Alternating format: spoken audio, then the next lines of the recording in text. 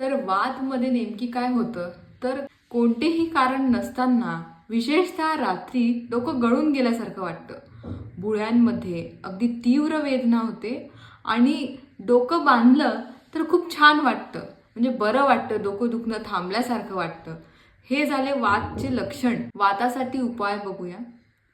पहिलं तर तुमचं पोट साफ ठेवा, ज्या कारणाने तुमचं डोकं दुखणार नाही. झोपताना डोक्याला किंवा तळपायाला तेल चोळा. 1 किंवा 2 चमचे तूप एकतर जेवणासकट खा किंवा सरळ तसंच खा. डोक्याचा कपाळाचा भाग शेका. आता आपण बघूया पित्ताचे लक्षणं. पित्त ते डोकेदुखीमध्ये तुमचं डोके विशेषतः रात्री नाही दुखत तर सकाळच्या टाईमला दुखतं. याचबरोबर डोळ्यात आग होते, डोळ्यातनं पाणी येतं, अंग गरम लागतं. याची ट्रीटमेंट बघूया. याच्यातही मी सगळ्यात पहिले सांगेल की पोट साफ ठेवा. पोट साफ राहिलं तर डोकं दुखत नाही. डोक्याला चंदन किंवा कापराचा लेप लावा. अनोशापोटी जिलबी खा. खूप लोकांनी हे बघितलं असेल किंवा त्यांच्या लक्षात आलं असेल की त्यांचं डोकं दुखत असलं आणि त्यांनी गोड खाल्लं तर त्यांचं डोकं दुखणं थांबतं.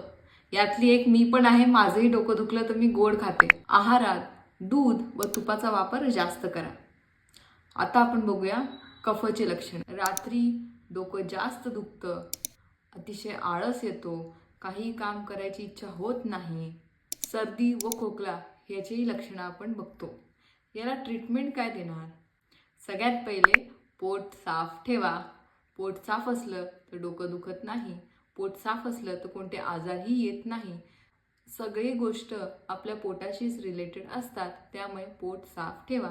सुंठ व वेखंड याचा लेप बनवा, तो कपाळाला लावा. 2 चमचे तुळशीच्या रसासोबत 1 चमचा मध मिसळा व ते दिवसातनं 2 ते 3 वेळा घ्या. आता हे मी सिम्पटम्सनुसार तुम्हाला ट्रीटमेंट सांगितली. आता मी ओव्हरऑल तुम्हाला डोकेदुखीवरती ट्रीटमेंट सांगते की तुम्ही अजून काय करू शकता.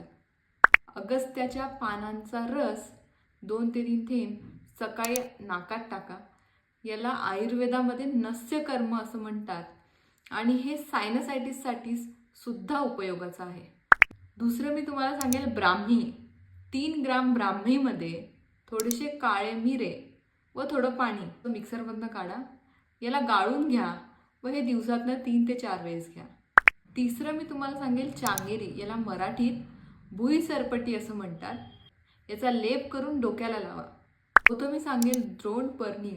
याला तुंबा